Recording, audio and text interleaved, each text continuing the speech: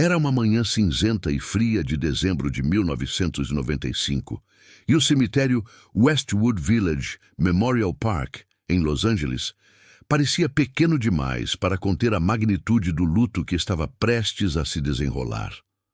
O mundo estava se despedindo de Dean Martin, o homem que havia transformado a indiferença em uma forma de arte, o cantor que fazia o ato de viver parecer tão fácil quanto tomar um gole de uísque. Mas entre os carros pretos blindados, as coroas de flores que custavam mais do que casas populares e a elite de Hollywood escondida atrás de óculos escuros, havia uma figura que atraía todos os olhares, não pela sua aura de poder habitual, mas pela sua fragilidade chocante. Frank Sinatra, o chairman of the board, a voz do século, o homem que supostamente não tinha medo de nada e de ninguém, estava sendo amparado para caminhar. Ele parecia ter encolhido 10 centímetros. Seu terno preto, sempre uma armadura de corte impecável, parecia flutuar sobre um corpo que havia desistido de lutar. Aos 80 anos, Sinatra estava encarando o seu pior pesadelo. Um mundo sem Dino. Todos sabiam que eles eram irmãos de alma, cúmplices na glória e no pecado, mas ninguém estava preparado para o que aconteceria quando Frank se aproximasse do caixão. O que se desenrolou naquele momento final não foi apenas uma despedida. Foi o colapso de um titã. Frank Sinatra não apenas chorou, ele se desfez, e o que ele deixou naquele túmulo, não um objeto material, mas um pedaço vital e sangrento de sua própria alma, acompanhado de um sussurro que gelou a espinha de quem estava perto o suficiente para ouvir, destruiu a compostura de todos os presentes, revelando a verdade aterrorizante que Frank havia escondido por 50 anos. Sem Dean Martin, Frank Sinatra não existia. Para compreender por que aquele momento no cemitério foi tão devastador, é preciso dissecar a estranha e complexa simbiose que existia entre esses dois homens. A mitologia popular do Rat Pack sempre pintou Frank como o líder, o macho alfa, o sol em torno do qual os outros planetas giravam. E superficialmente isso era verdade. Frank era quem decidia as músicas, os hotéis, as brigas e as festas. Frank era o motor, a energia cinética, a fúria e o fogo. Mas Dean era a água. Dean era a terra firme. Frank Sinatra era um homem de inseguranças profundas e vulcânicas. Ele precisava de adoração constante. Ele precisava estar no controle, porque morria de medo do que aconteceria se soltasse as rédeas. Ele não conseguia ficar sozinho em um quarto. O silêncio o aterrorizava. Dean Martin era o oposto absoluto. Dean não precisava de ninguém. Ele estava feliz jogando golfe sozinho. Ele estava feliz assistindo a filmes de cowboy em silêncio. Ele não dava a mínima para a fama, para o poder ou para a adoração das massas. E era exatamente por isso que Frank era obcecado por Dean. Dean era a única pessoa no mundo que Frank não conseguia controlar, não conseguia comprar e não conseguia intimidar. Frank olhava para Dean e via a única coisa que ele nunca poderia ser: verdadeiramente livre. Frank amava Dean com uma intensidade desesperada, uma necessidade quase infantil.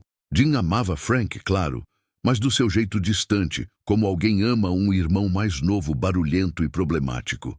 Frank queria ser Dean Martin. Dean Martin só queria ir para casa. Nos anos que antecederam a morte de Dean, essa dinâmica havia se tornado dolorosa. Após a morte do filho de Dean, Dino Jr., em 1987, Dean se desligou do mundo. Ele queria apenas esperar o fim. Frank, incapaz de aceitar a mortalidade ou a depressão do amigo, tentou forçá-lo a viver. Ele arrastou Dean para a turnê Together Again, em 1988, acreditando que as luzes do palco e os aplausos curariam a ferida mortal no coração de Dean. Foi um desastre.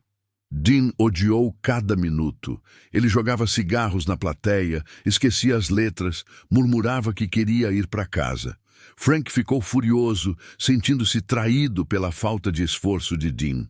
Dean acabou saindo da turnê alegando problemas de saúde que eram reais. E Frank, em sua imaturidade emocional, parou de falar com ele por um tempo. Mas a raiva de Frank sempre mascarava o medo de perder sua âncora. Quando a notícia da morte de Dean chegou no Natal de 1995, a raiva evaporou, deixando apenas um vácuo gelado. Frank não disse nada publicamente por dias. Ele se trancou em sua casa em Palm Springs, bebendo e chorando, olhando para fotos antigas do Sands, do Copper Room, das noites em que eles eram os reis do universo. Chegamos então ao funeral. A capela estava cheia de fantasmas vivos. Shirley MacLaine, Don Rickles, a velha guarda de Hollywood. O ar estava pesado, com cheiro de incenso e flores lírios. Quando Frank entrou, um silêncio reverente caiu sobre a sala, mas logo foi substituído por um murmúrio de preocupação. Frank não era o chairman. Ele era um ancião trêmulo, os olhos azuis famosos, agora vermelhos e inchados, vidrados de dor e confusão. Sua esposa, Bárbara, praticamente o carregava. A cerimônia foi respeitosa, cheia de homenagens ao talento e à bondade de Dean. Mas Frank não ouvia nada. Ele estava focado no caixão de madeira polida à frente, como se estivesse hipnotizado. Para Frank, aquele caixão não continha apenas o corpo de seu melhor amigo. Continha a sua própria juventude, a sua própria relevância, a prova de que a era de ouro havia acabado. Quando chegou a hora de se aproximar para o último adeus, Frank se soltou de Bárbara. Ele queria fazer isso sozinho. Ele precisava fazer isso sozinho. O caminho até o caixão eram apenas alguns metros, mas para Frank pareceu uma maratona.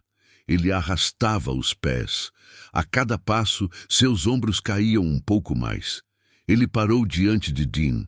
O silêncio na capela era absoluto. Podia-se ouvir a respiração coletiva de 200 pessoas presa na garganta. Frank colocou a mão sobre a madeira fria, a mão que havia segurado microfones, bebidas e mulheres, a mão que havia dado socos em fotógrafos e assinado contratos milionários, agora tremia violentamente.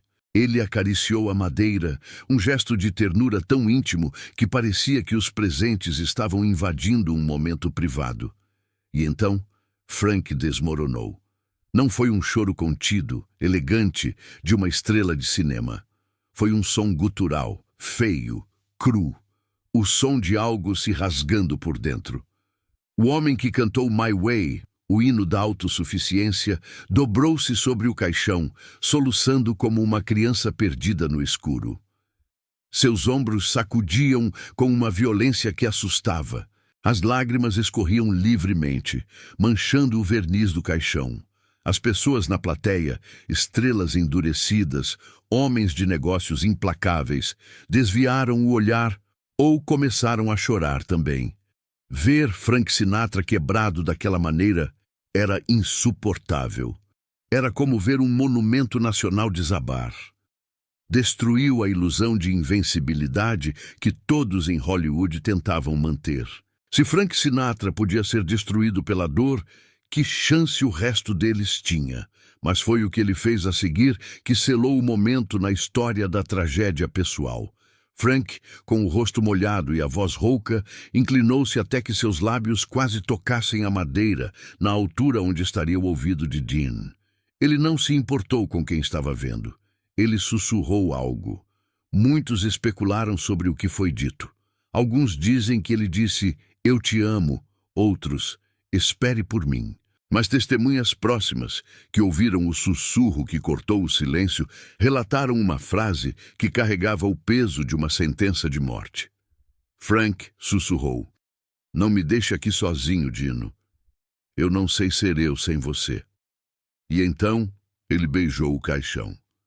Um beijo longo, desesperado, e quando ele se afastou, ele deixou algo lá. Não uma rosa, não um anel. Ele deixou sua vontade de viver.